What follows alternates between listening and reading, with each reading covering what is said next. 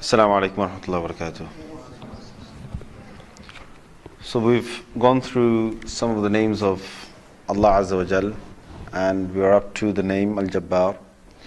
So, Huwa Allahu alladhi la ilaha illahu. Go on. Ar-Rahman Ar-Rahim Al-Malikul Quddusus Salamul Mu'minul Muhayminul Azizul Jabbarul Mutakabbir. So today, inshallah, we will cover we'll come on to Jabbar, and hopefully we'll cover his great name Mutakabbir as well. Now, the name Jabbar, it is a name that has occurred in Surah Al-Hashr, and it's also a name that has come in Ahadith. And if you look in Ahadith, you will find it has been used in two ways. One, or in the Quran. One is that Allah Azza wa Jalla, He refers to Himself as Al-Jabbar. And in Ahadith or Hadith Qudsi, if Allah Azza wa Jalla is addressing someone and saying, you are Jabbar or something like that, it's in a negative sense. For Allah to be Jabbar, which means mighty, which means powerful, which means one who can coerce others into things, who can make others do things, who can put things right, and so on. There are many meanings we're going to come to. It is positive, which means Allah Azza wa Jal has the right to do all of these things. But if the son of Adam becomes Jabbar, tries to become mighty, tries to become a tyrant or someone who's trying to exercise his power, then that is negative. That is why in Hadith, in Bayhaqi, is reported that Rasulullah sallallahu alaihi wasallam, he says, "Inna Allah azza wa jal idha kana yawmul qiyamah." When the day of judgment will actually come, Allah subhanahu wa ta'ala jama'a Allahu samawati as-sab'i wal ardi. Allah will take within his grip, or Allah will put together, He will bring together all the seven heavens and the seven earths fi qabdatihi, within His power, within His grip, however you want to put it. Allah Azza wa Jal will bring it together. Then He will say, Ana Allah, I am Allah. Ana Ar-Rahman, I am the most merciful. Ana Al-Malik, I am the King. Ana Al-Quddus, Ana Al-Salam, Ana Al-Mu'min, Ana Al-Muhaymin, Ana Al-Aziz, I am Aziz, I am this. And then in the end He will say, Ana Al-Jabbar, I am the mighty one. Ana Al-Mutakabbir, I am the one who has the right to show his greatness over others. Ana alladhi bada'tu dunya, I am the one who has started the creation of this world. Walam taku shay'a, when it was nothing. Ana alladhi a'adadtuha, I am the one who has prepared all of this. And Ainal Muluk, Allah then follows on by saying, Ainal Muluk, where are the kings? Ainal Jabbābira, where are those mighty ones? Where are those kings of the world? And where are the mighty ones? The ones who were tyrants, the ones who used to show their might over others, who used to coerce others to do things and so on. Where are they? So this hadith clearly shows that if it's used in the sense where Allah uses it for Himself, it is positive, and if He uses it for any of His servants, then it is negative, meaning that He is not pleased with the fact that someone is Jabbar or someone is trying to show his might. In the Quran, Surah Al-Shu'ara, 26th Surah, verse number 130, Allah says, وَإِذَا بَطَشْتُمْ جَبَّارِينَ. Now this is about the people of Ad, the giants. And Sayyidina Hud alayhi salam is giving them da'wah, and he's telling them to be humble, and he's saying that when you actually traverse the earth, and when you actually go to others, then and you try and get hold of them, you take hold of them with great might and power, in the sense that you kill them.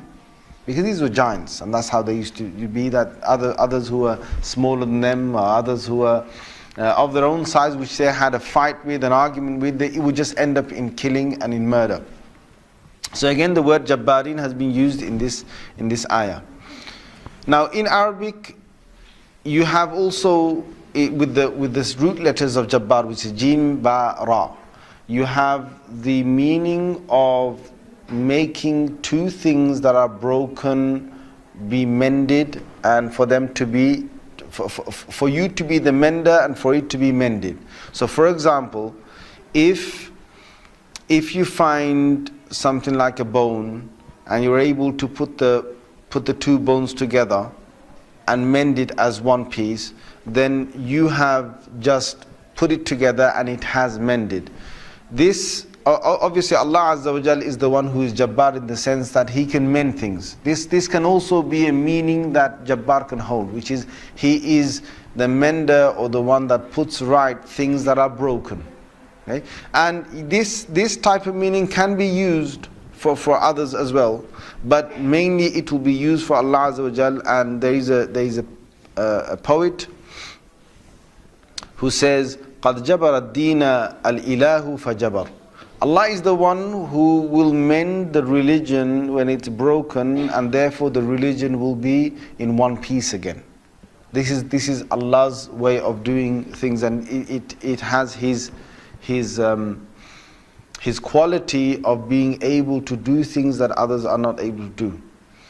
Now this thing of mending the religion, what does it mean? It means that He gives it extra might. He's the one that gives the religion an extra might. He will give it an extra support. He will make His religion become dominant over other religions, and therefore He has given a strength to His religion on the earth that it never had before. This is one of the meanings of Jabbar. This is one of the meanings of Jabbar. Jabiruddin or Jabbaruddin, He's the one that can bring a power, give a power and a might and a strength to the deen, to the religion, which it never had before. Now when it's used for a human being, what it means that the human being has gone past the limits of Allah. He has gone beyond the boundaries of Allah. He has become strong, stern, stubborn, or someone who is now committing injustice. Committing injustice. So this normally happens either by kings who think that they're on top of everything, no one is above them, or it can be with anyone who believes that the truth is the truth is beyond them, or that they're above the truth. They're above the truth, they don't need the truth. Either because Allah Azza wa Jalla has given them a whole amount of reason for them to believe that they are proud, and they can have this attitude with others. For example, when Allah gives people a lot of money, it can sometimes turn a person into a Jabbar, into a tyrant person.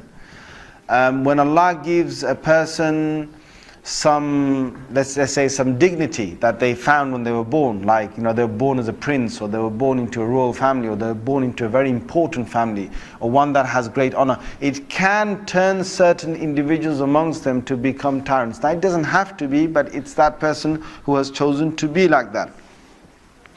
So what they do is they will defy the truth. When the truth comes, they will sort of snort at it and think, well, I don't have to accept that. I don't have to do that. So they will then cross the boundaries of Allah and start to commit dhulm, which is oppression. And this is something which we have seen, and they will not become humble in front of the truth. See, this obviously is happening with someone who's doing this to a high level, but it can happen with us as well, doing it in a small level. For example, you've done something wrong, or there's a political situation in your own house, or it could be in your own job, or it could be in your own social sort of friends, and you said something which you shouldn't have said. You did something which you shouldn't have done. And then arises a situation that you're supposed to, now you're aware of your guilt. You know deep inside that I shouldn't have said that. I'm the one that started that. I'm the one that created all of this. My action really led to all of this, and you realize that it's you who's the problem. And others around you are now beginning to point at you, and now they're convinced that you're the one. You need to bow your head down to the truth and say, guys, it's my fault. Now at that time, if you do say that, it's my fault, then you are a mutawadi'. You are a person who is humble. And you've proven that. And it's not easy to do that, especially when the greater the matter, the more difficult it is for people to give in to the truth, because the greater the embarrassment. One thing that comes to my mind right now is the whole controversy of the News of the World. News of the World? The whole controversy, yeah, stretching over one whole year now in the media with the courts. If you actually think about it, the amount of people that are lying, and these are big officials, these are MPs involved, police officers. We're talking about chief, superintendent police. You're talking about media giants that are involved, people who are shaking hands and sitting and standing with the MPs and the Prime Minister, in fact, right? People from his cabinet, right? And you think, because the thing is, the embarrassment that they will get will be a lifetime embarrassment. They'll never be able to come back up from it. But you're in a position already that you have had a lot of responsibility in that position, and you've got to be careful now. They were doing this for years. Imagine 6 years they've been tapping into people's phones, finding out where they're going, making money because they are making media news, sending the paparazzi around to them, and they're surprised. How did the paparazzi know that I'm here? And they've been tapping on their phones, they're getting their messages, their voicemails, finding out what kind of meetings they've got, okay? And they've been doing it for 6 years to the extent that it is quite clear, that inside, people inside who have given out, they brought out the inside story that this is happening. It's a big, big embarrassment. And for them now to carry on sort of putting things under the carpet, and now the people, the forces now moving the rug and seeing what's underneath it. And now Miss Brooks and others who are having to give, they're giving the testimony, and now they're tracking back things. How come, hang on a minute, you said this here, you said that there. And it's, they're still having to, once you start lying, see, the problem is once you lie in the beginning, you have to lie again to hide that lie. But when you make the second lie, you have to make a third and a fourth lie to protect the first and the second lie. And when you carry on doing that, the more lies you make, the more rope you tie around your own neck, or you give to others to tie around your neck, because you're going to get caught See, if it was a simple one lie, then you've got less chance of being caught.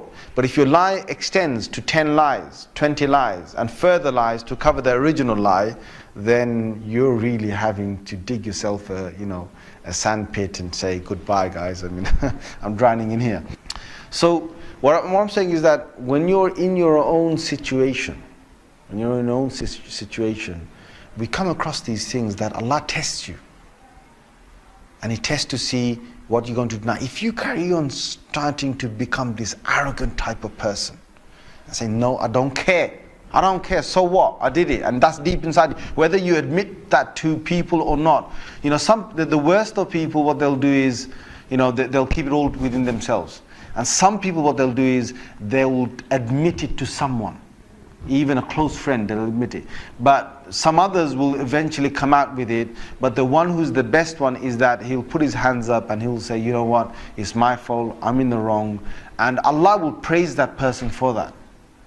Allah will appreciate that person for what they've done. If they can put their hands down and say, I am a person who's done the wrong. Allah loves that. But if the person becomes argumentative, arrogant, even going to tyranny, which is that now they're going to say, okay, you want to catch me, you think I did something wrong, you think that, okay, I'll show you, I'll prove it to you. So then now what they do is, they start to make life difficult for the people who are trying to catch them.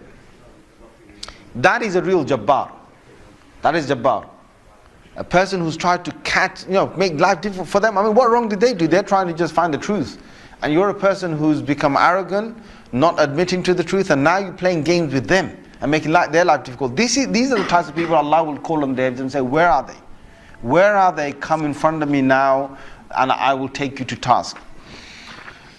So you've got that. Now they say that Walid bin Yazid ibn Abdul Malik, who's one of the kings in the past, he took the Quran one day. He was a tyrant king, and he took the Quran one day and he said, okay, let me look in the Quran and let me see what Allah would have, thinks of me.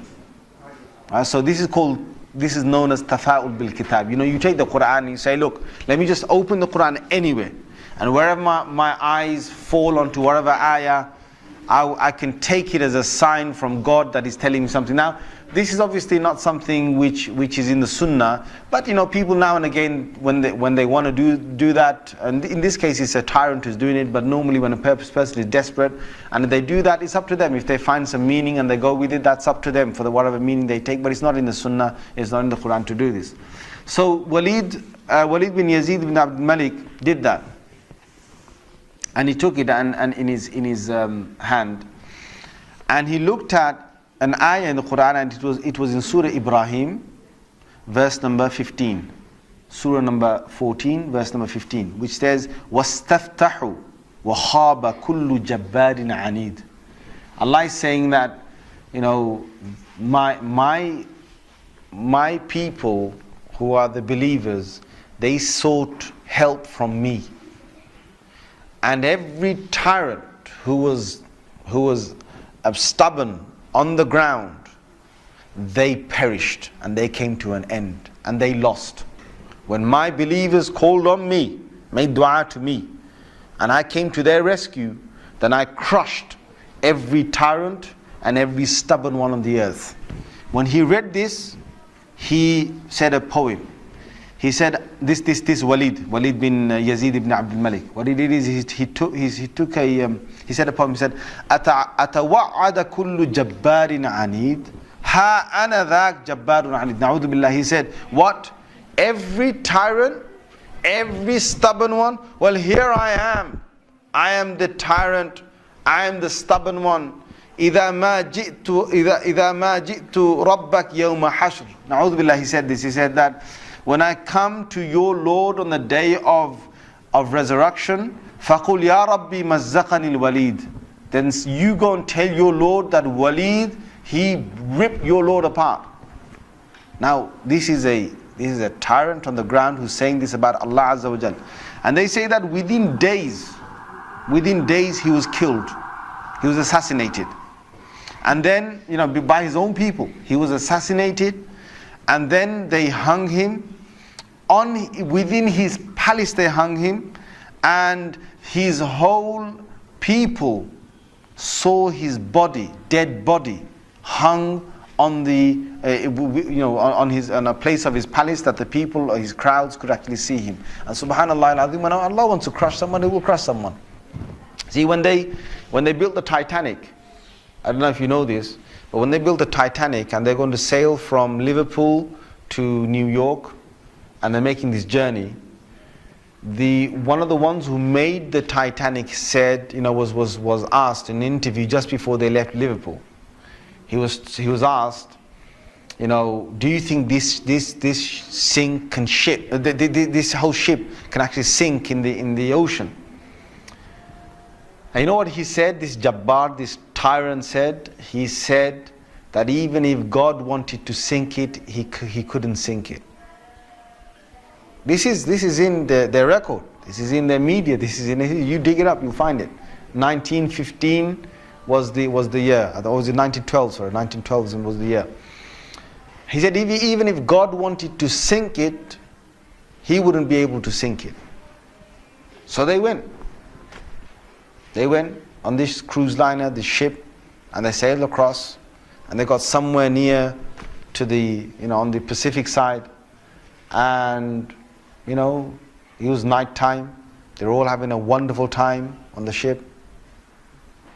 And they're all sort of, these are the wealthiest people who can afford this. Can you imagine? They're the wealthiest people who can afford this. And the luxuries on this Titanic, there is nothing like this in the world. And they move in the night time and Allah will make them do this. See, Allah will make them do this. If you wanna challenge the Jabbar, the real Al-Jabbar, you wanna challenge him, then he will show you, he'll break you. So they challenged him. So Allah said, okay, you want to do that? I've got your hearts in my hand. I will make you do things that you will think later, what did I do there? I will make you do it. So what happened is this night time, it's, ahead is a bit of mist, right? Ahead is mist. And they all know that in this freezing weather, there can be icebergs that are, they're like mountains from the seabed that rise up. They know this. But Allah's got their hearts in His hand. So He makes the sailor of this ship say, nah, don't worry. You guys have a nice time. Don't worry. Yeah?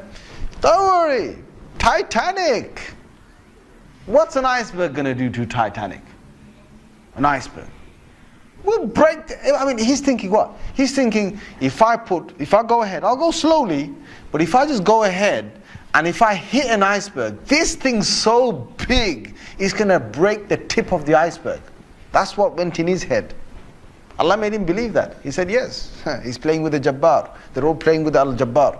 So they went ahead in the night time, and it came across and it hit. And before he went ahead, some of his other sailors said to him, it's not safe. I read about this. I read a whole article about this. They said to him, it's not safe. And he said, don't worry. What can happen? Don't worry. Right? So he went ahead, and it was a very sharp iceberg that they hit. And that you want to play with Allah, okay? You play with Allah now. And that iceberg, they hit it and they don't realize what they did. Is that it actually acts as a knife of Allah. Allah says, okay, you wanna challenge me? Okay, here, slit. I will slice the bottom of your Titanic. So Allah sliced it. They sliced into it. And then after a little while, it's like they're still playing their music and they're enjoying themselves, and some are asleep and whatever, the chefs are cooking. And then next minute they know, the sailor says, we're going down. You're going down. You know what? If you look at what happened to the Titanic, subhanAllah, when Allah wants to show someone His power. See, the Titanic, imagine I've got I've got one end of the Titanic, so it's like a large sort of boat shape here, okay? What happened is that they built this Titanic so strong that they believed that it couldn't snap. One of the theories was it can't snap. And they believed that it couldn't be, you couldn't take it down the ocean.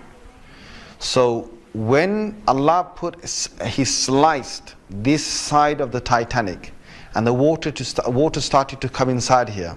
Okay, what's happening now is that it's getting heavier and heavier, and this part of the boat, the other side of the boat, is now lifting. So Allah wanted to show them who is Al-Jabbar. Right? So this is now in the water, that's above the water, and it got so high that in the middle is snapped. Allah snapped it, broke it in half, and then He allowed the two pieces to fall down. But then what does Al-Jabbar do? He allows people in that freezing cold weather. See, He could have snapped this in the middle of the Pacific Ocean. But who would have lived to tell the story? Tell me, who would have lived to tell the story? No one. No one.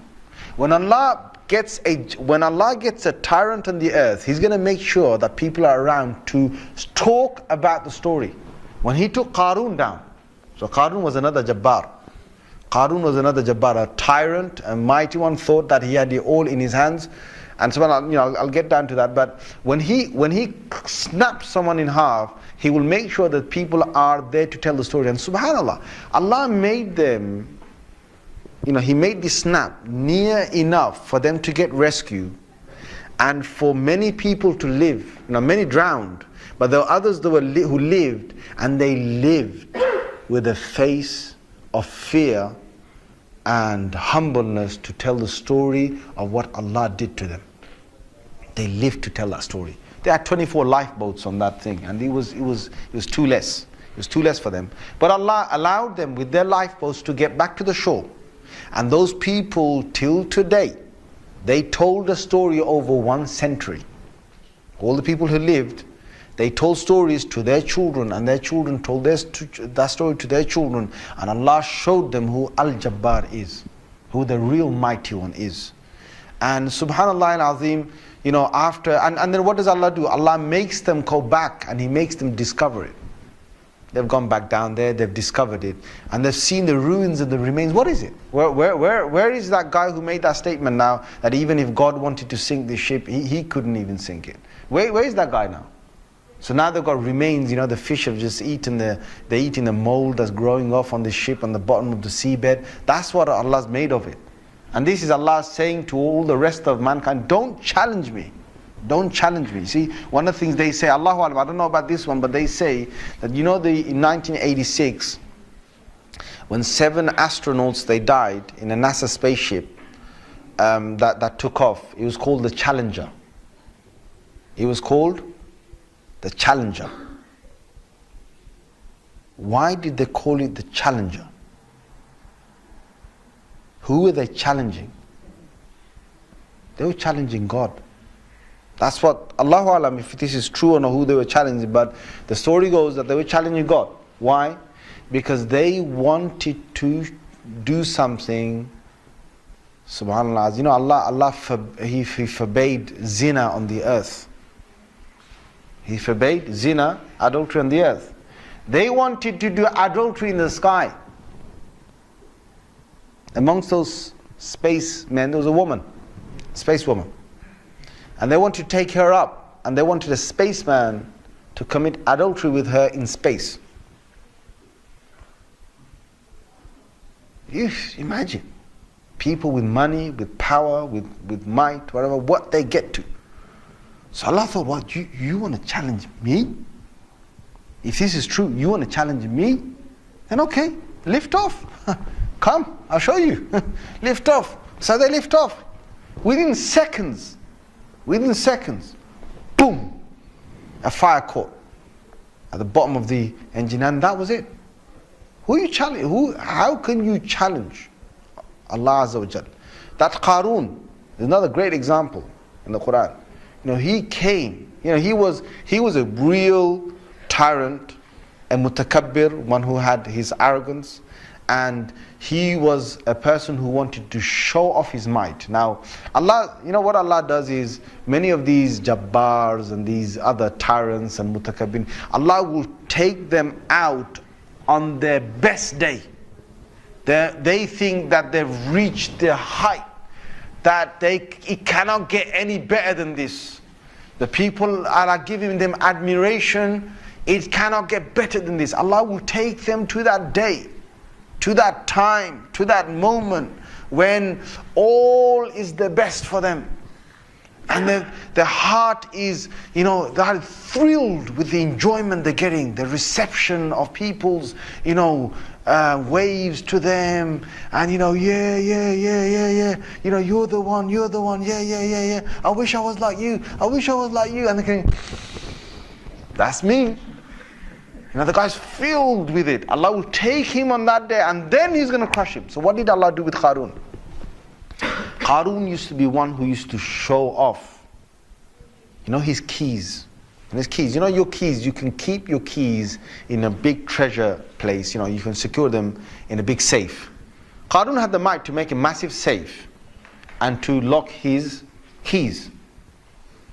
But Qarun didn't want to do that. Qarun was Jabbar, he wanted to show his might and his power and flex his muscles. So what he did is, wherever he went, there were 10 strong men with, you're talking about built men that could carry and lift. 10 of them followed him, just carrying his keys. The amount of keys he had a lot of treasures, a lot of treasures. And 10 men, can you imagine the amount of keys they're carrying? They're finding it heavy to carry these keys. And their job was just to carry these keys, ding, ding, ding, ding, ding, ding. Imagine 10 of them following him wherever he's going, all right? And they've got all these keys all around them, and they're carrying them. And Allah said, لَتَنُوءُ بِالْعُصْبَةِ الْقُوَّةِ. Allah said that even these 10 men, they're finding it difficult to carry these keys. That's how many treasures Allah gave him. But he wanted to show them off. So what happens is that, he's a big show-off. Whenever he comes out, he never wears the same clothes again, right? And these are the most expensive clothes you can get. And so what he did and he had so many horses, he had so many of his own soldiers, so many bodyguards, so many palaces, so many treasures. It's unthinkable how much Allah had given him. So what happened is, there was a day, like we have, in this country you don't feel the Eid. Eid, you don't feel it. In our countries you feel Eid. In our own countries. Have you been in our own countries for Eid? Yes? When the whole country is celebrating Eid, yeah, you can feel it. Because everywhere you go, there's everyone smiling and everyone's coming out, and especially when you go to the center of the city.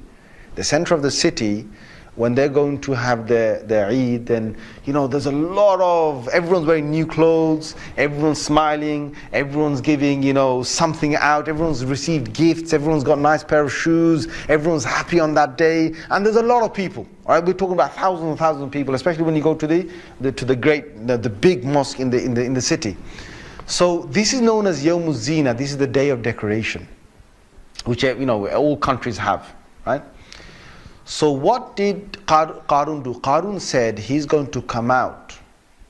He was going to come out on the day of his Eid, in his time, whatever that was, okay? He's going to come out on that day when all people are out in their nicest clothes. He's going to come out with his nicest clothes. So he came out, when they brought him his clothes, he said, not this one, not this one, not this one, not this one. He spent a long time, even he had people choosing for him his best clothes. So he chose his best clothing. Then he said, out of all his horses, he had hundreds of horses. So he went through his horses and said, that one there, the one that is the whitest horse, that people, when they look at it, they're going to say, wow. Yeah, they decorated that horse. They decorated him. So he got onto his horse. And then he said, my soldiers, he wants the best of his soldiers. And they're going to march right behind him. Now there are those 10 men somewhere with all the keys, all right? And he said, you know what? He said, bring all my treasures out as well. Today, I want to show them what I've got. So all my gold, my silver, my merchandise, my things I've collected, I want you to bring them out, my soldiers to carry them, and they're going to be in there in a way that all people, when I pass by them, they're going to look gobsmacking at the amount of treasures I've got. So now this is not normal for a person to do. Who's controlling his heart? Come on guys. Allah is controlling his heart. He's going to bring out his treasures. Which tyrant ever does that? Which tyrant ever does that? But he's going to bring out all his treasures out, so you can see, my God, the pearls and the rubies and the diamonds and the amount of gold and the different shapes. And you what happened when he came out in a parade? He said, I'm going to parade down the whole city. And when he paraded, the people looked at him, and the people of this world, yuridun al-hayat ad-dunya. The people who wanted this world, they liked to have this world. They looked at all of this and they said, Ya layta lana mithla ma utiya Qarun. If only we had been given what Qarun has been given. They wished for that. So Allah made them wish for it. So Allah brought all the people. Now imagine, the whole city is here. The whole city is here. And all types of people. You've got the yuridun al-hayat ad-dunya, the people who want to gain this earth, and you've also got those people who are the people of knowledge, right? They said no. They said وَقَالَ الَّذِينَ أُوتُوا الْعِلْمَ وَيْلَكُمْ. They said, no, what are you doing? Woe to you. Don't ask for this. Whatever Allah has given, it is enough. Whatever Allah has given is enough. Don't wish for whatever they knew that he was a mutakabbir, he was an arrogant tyrant who thought that he was it. And he used to play with people, whatever games he wanted, because he had power, he had might. And the great Fir'aun, he was, he was his friend. Fir'aun was his friend. The pharaohs, they were friends. Basically, if anyone touched him, he go and tell his mate Fir'aun, and you forget it. Your history, mate. He'll make you slave if he has to. So no one messed with Qarun. This was the ultimate tyrant that Allah took out as an example of Quran. So what happened is that when he came out with all of this, and people were looking in amazement of how much he's got.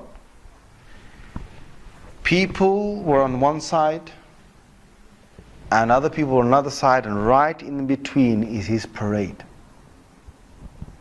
And when he got to his highest, and he thought, wow, this is who I am.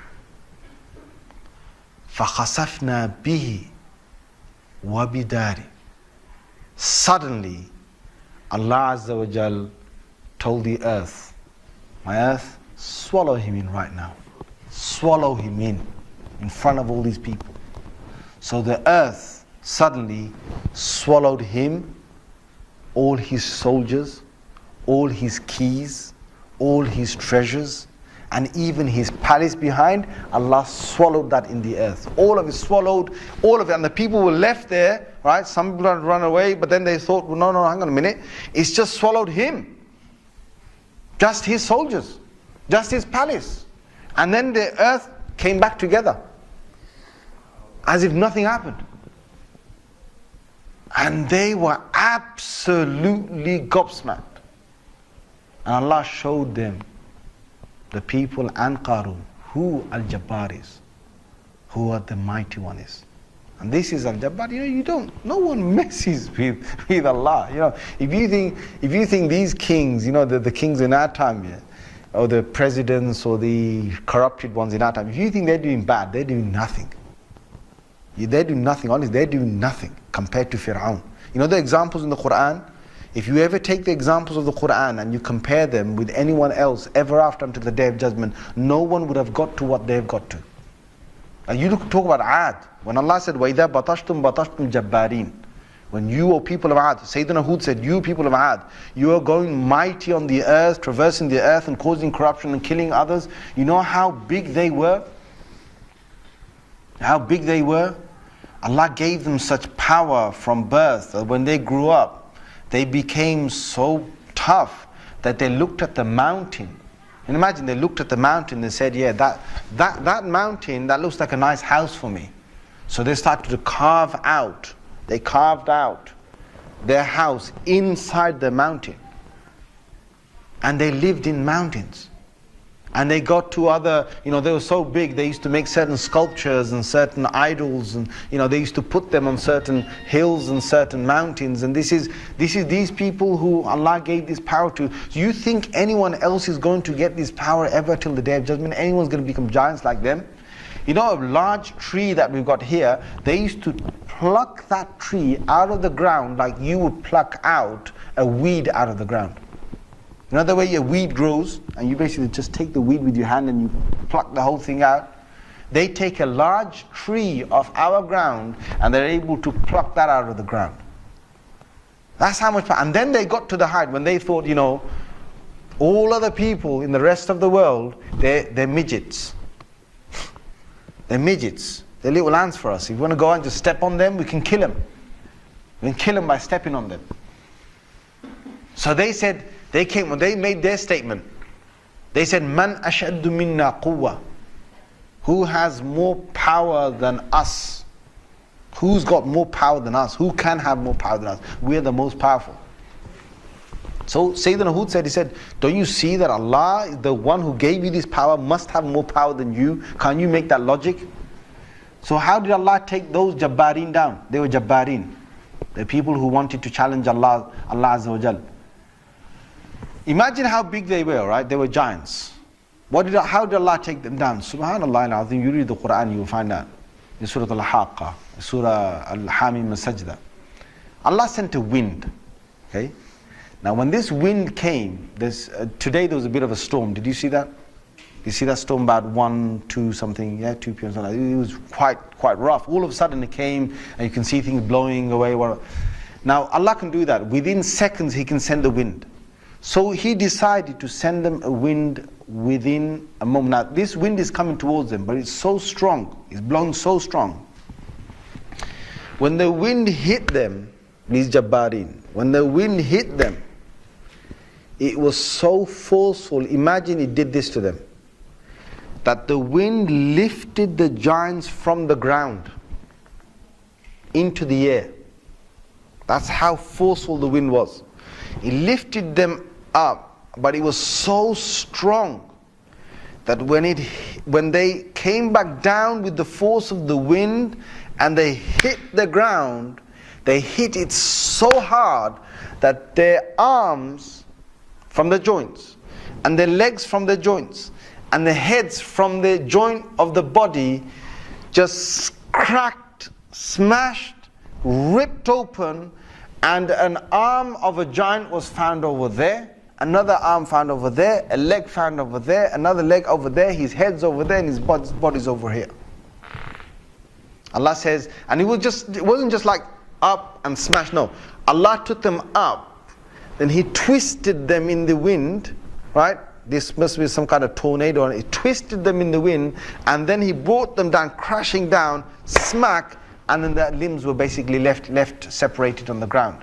Allah says, A'jaz Nakhlin Hawiya. Allah says what? He says, the way if I took a date palm from the ground, and if I was to lift it up with the tornado and twist the tree and break it and crush it on the ground, the way that would have happened with these branches split over a whole ground, in pieces, that's how I left their limbs on the ground. But then Allah didn't stop there.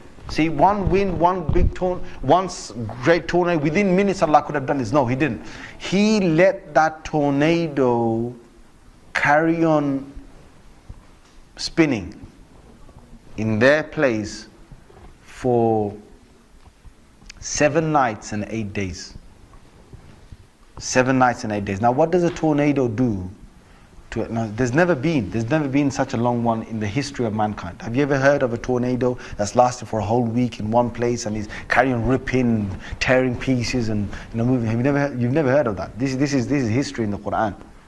So Allah Azza wa Jal, why did He do that? Because what I believe is that the tornado, after killing them, would have taken this dust and the sand and their houses and trees or whatever, and carried on mincing them in pieces till it got to dust, and then Allah settled it all over them, which means what? Which means that they're buried deep inside the ground. Deep inside the ground. And there is going to be a day, my friends, when Allah will get some archaeologists that will come back and they will discover these bones. There's going to be a day when Allah will show their limbs that have been scattered. There will be a day. But this is what Allah Azza wa Jal did with those Jabbars. So coming back to the meaning of Al-Jabbar, Imam Qurtubi says, and he quotes on Ibn al-Ambari, he says that Jabbar can have many different meanings. One meaning of the Al-Jabbar is Al-Qahhar, the one who will coerce others, force others. He will force others, show his might over others to make them do something. That's one meaning of Al-Jabbar.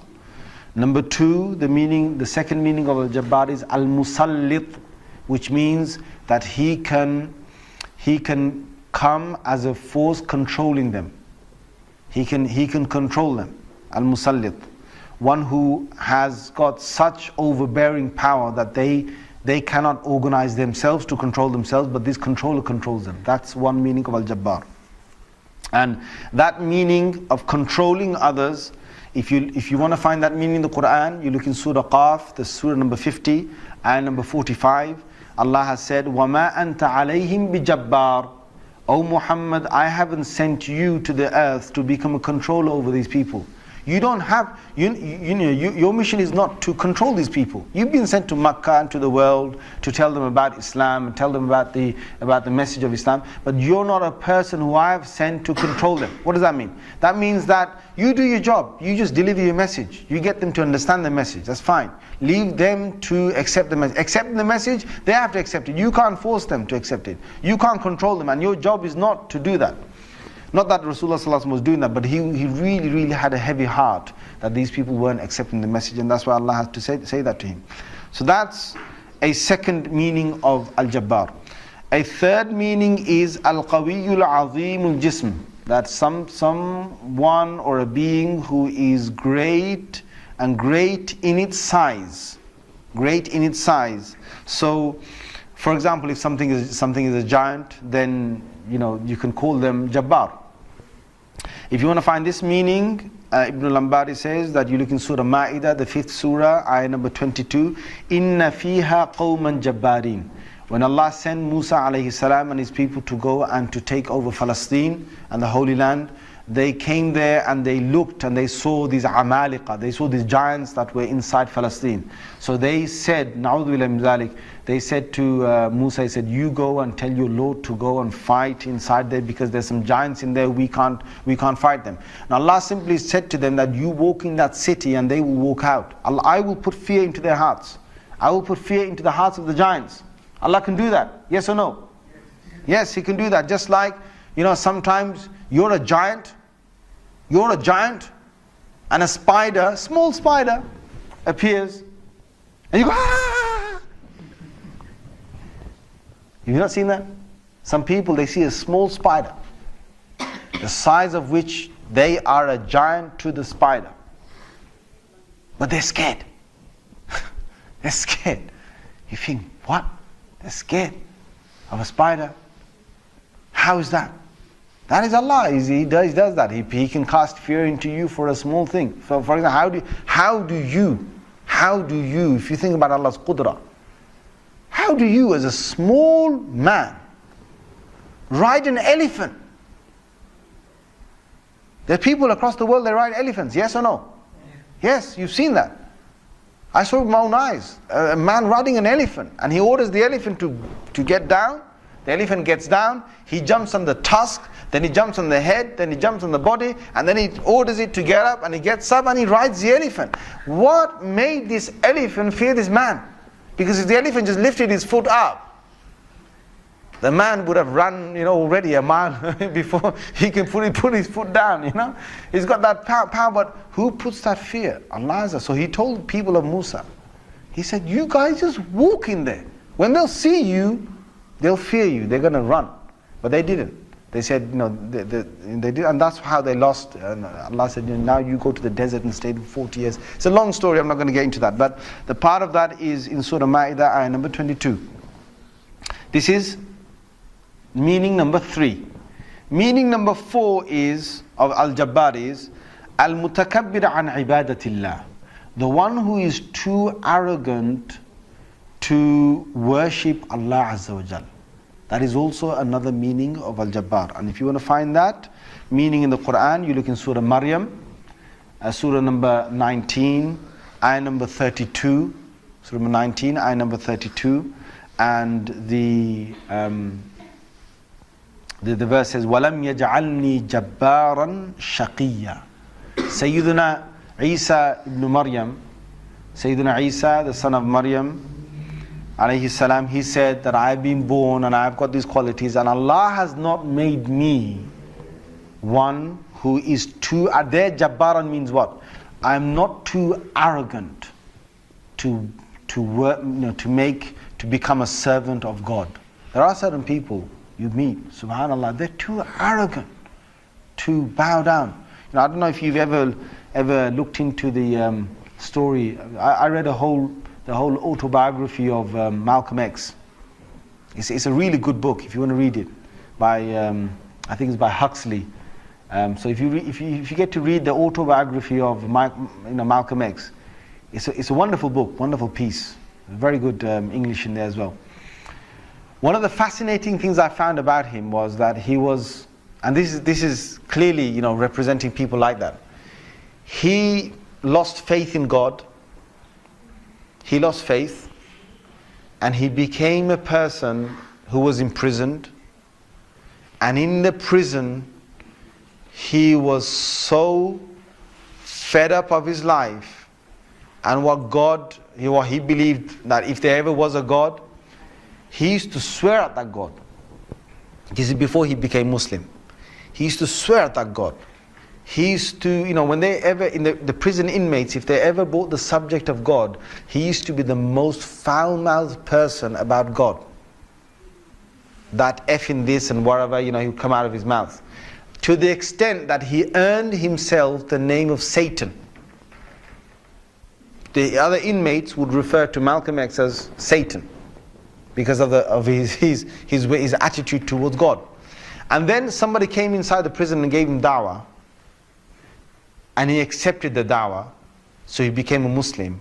But he said the most difficult thing for him now was to do what we do so easily.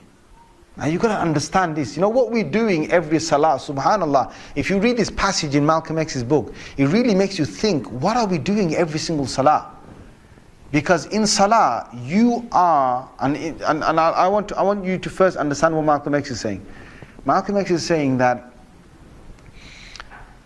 I had to kneel and bow down to this deity. So he said that was the most difficult thing for me to do. The most difficult thing.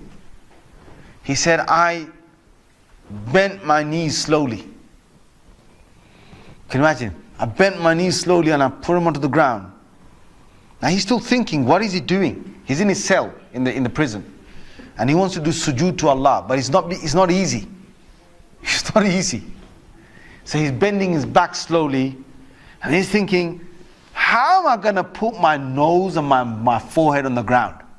Okay, I'll go far as this. Right? I'll go far as this. But then it took him a lot to break himself inside and to say, no, come on, I've got to do this. And he puts his nose and his forehead onto the ground. You know what that is? That shows that a man has no pride left. That I'm nothing compared to you. And I've given myself 100% into you. You are everything, I'm nothing. I want us to realize, when we go to sujood, it's a big thing. It's not a small thing. He's telling Allah that Allah, you're everything. I've given myself into you. My hands, my feet, my body, my knees on the ground, my head is on the ground, my nose on the ground, my brain's next to the ground. You are everything. You've got my forelock in your hand. This is a big statement we're making by the sujood. So, this ayah, lam yajan Jabbar shaqi. There are people on the across the globe, but they can't do it.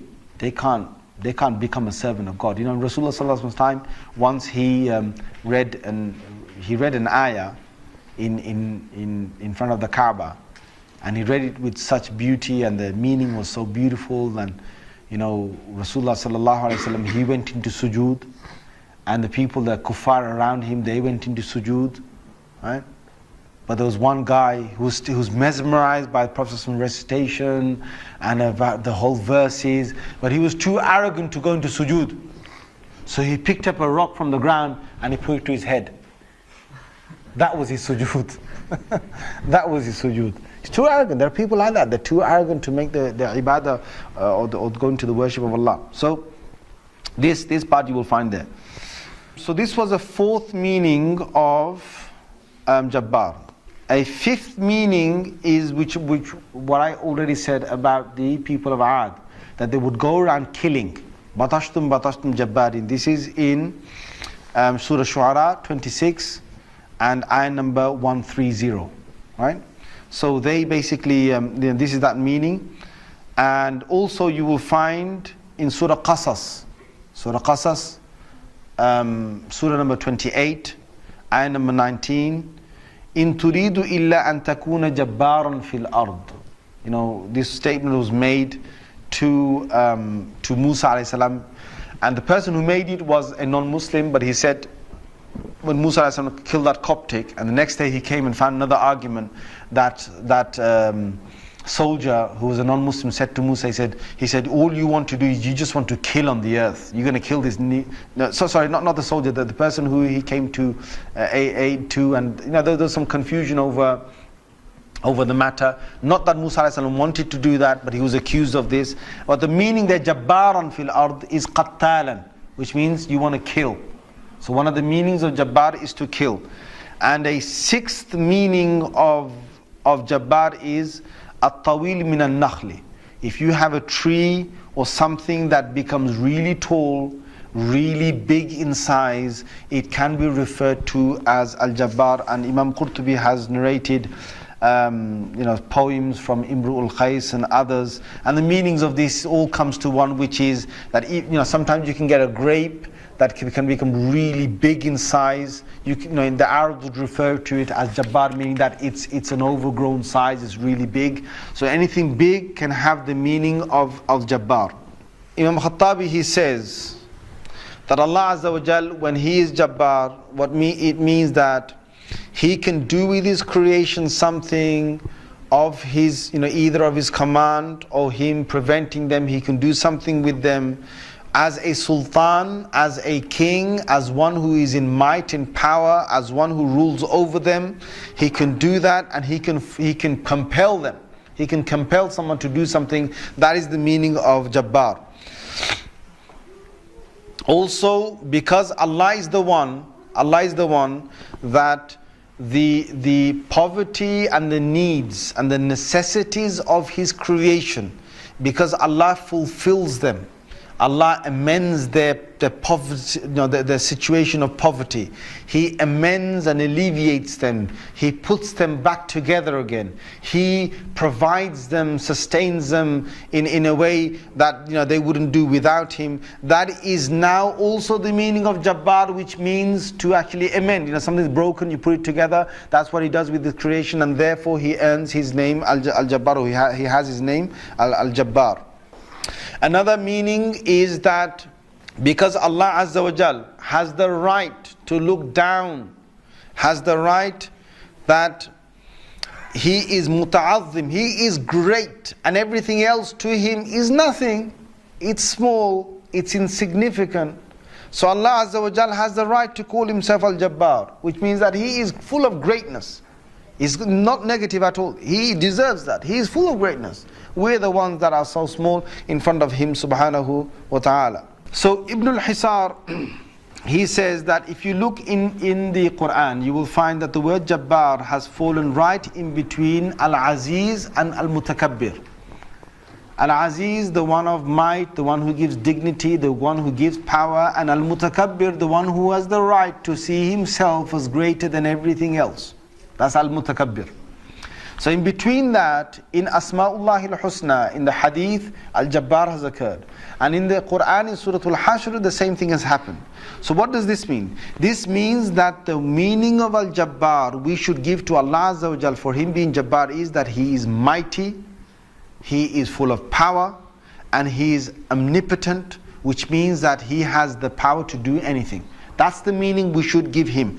And that is why when Rasulullah sallallahu alayhi wasallam, he used to go into his ruku and sujood, one of the phrases he used to say, which has been reported in Ahmad, Abu Dawud, Tirmidhi, Tabrani, Bayhaqi and so on, is Subhana dhil mulki wal malakuti, Subhana dhil izzati wal jabarut. So Subhana dhil mulki wal malakut, Subhana dhil izzati wal jabarut, which means what? That he's in sujood, Rasulullah sallallahu alaihi wasallam is in sujood on ruku, and he's saying,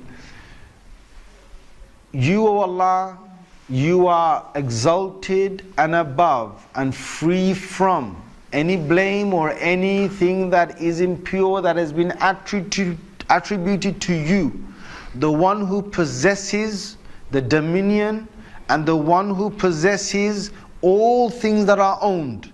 You, O Allah, are much high and much exalted and much free from any blame, anything impure attributed to You, the one who is possessor of dignity, izzah, and wal jabarut, power, the one who is possessor of power, of might.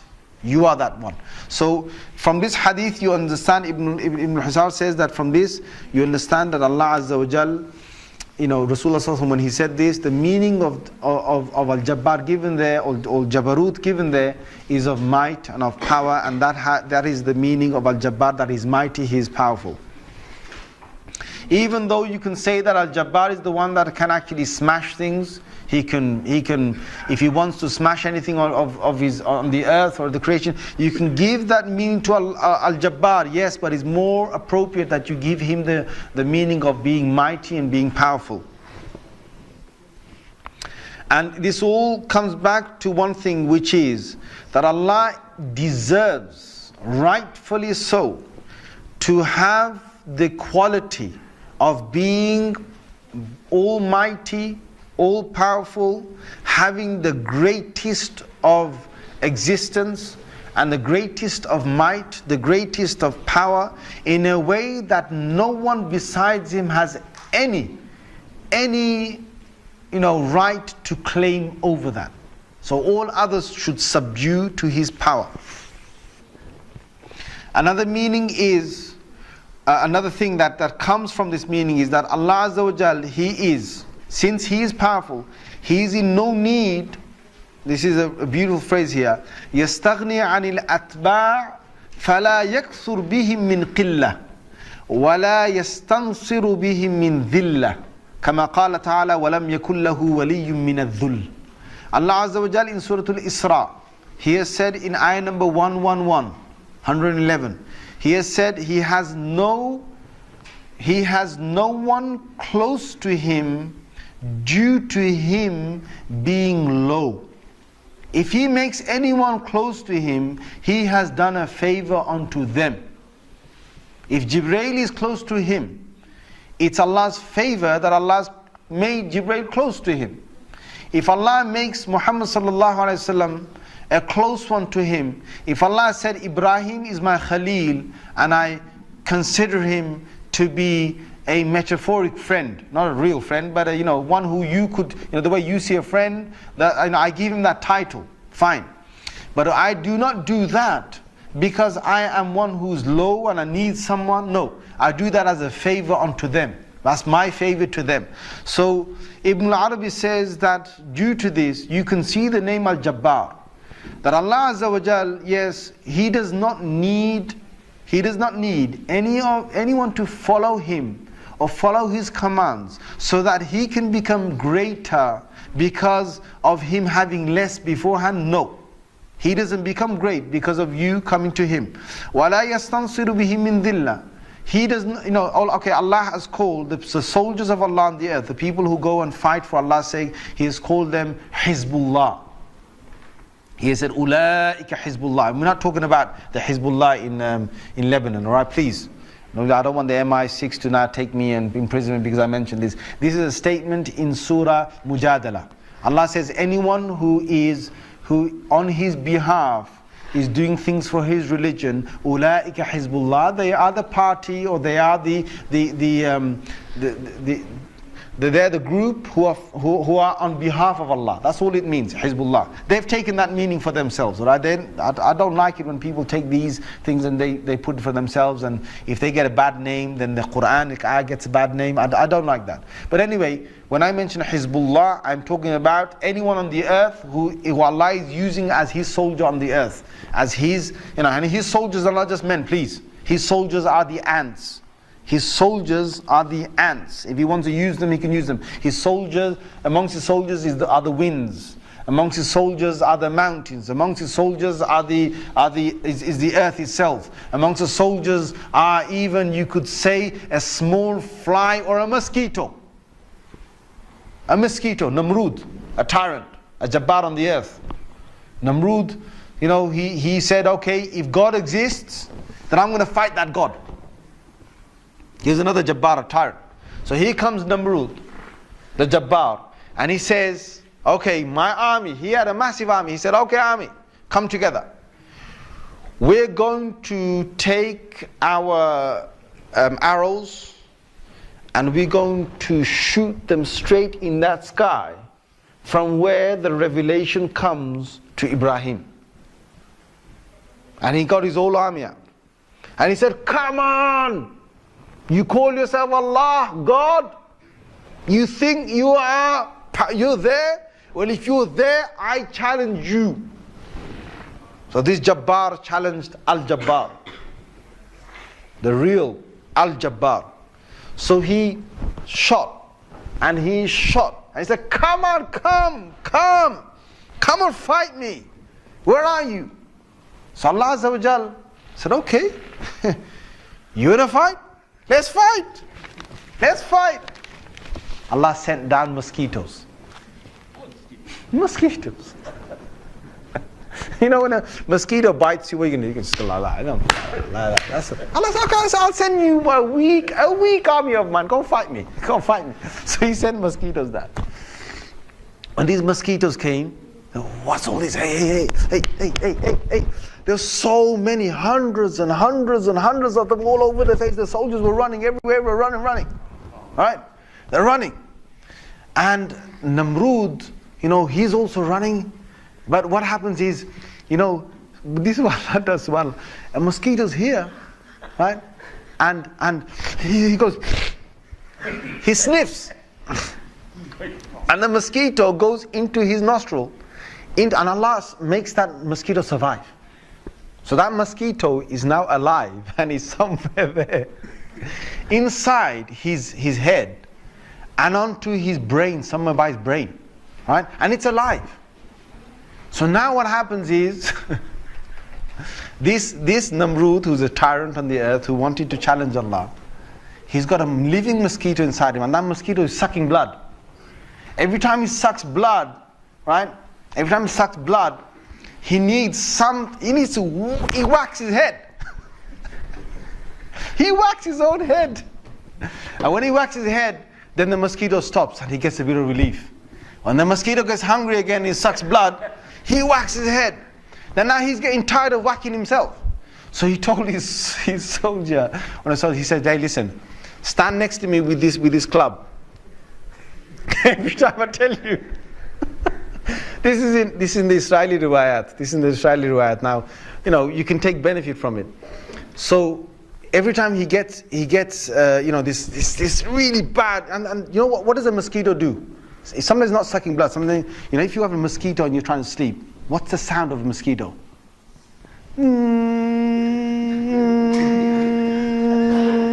Right? This thing's in his head. So it's going, and it's going, and he's going mad. So he's telling this guy, no, hit me. So he hits him. That's good. And he rests for a little while.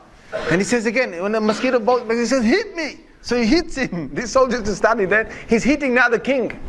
He's hitting Namrud. That Namrud challenged Allah. So he's hitting that Namrud. Now he's hitting him. Now this soldier, now days are going by, and this king is going mad. He's going insane. This buzzing sound, the sucking of his blood, you know. It's one small soldier of Allah. One small soldier of Allah. One mosquito. You say, you want to challenge me? Go on, I'll challenge you. You want to fight? Let's fight. I'll send you one of my soldiers. I'll see if you can take him on. If you can take him on, then perhaps you can move on to take some other soldiers of mine, because you're not getting to me yet. So this soldier got so sick. You know, the soldier's holding this club, and he has to hit him, and he has to hit him, and he's saying, yeah, it's tiring to do that, right? And each time he hits him, the buzzing doesn't stop until he hits him a bit harder. So now the whacks are getting harder. Now this guy is taking a lot of blows on his head, right, because of this mosquito. In the end, the soldier thinks, you know, that's enough, man. Let me just give him one. Let me try and kill the mosquito. So he whacks this king, and by hitting him so hard, this guy collapsed on the ground, and that Jabbar is dead on the ground. Allah killed him. That Jabbar is dead on the ground.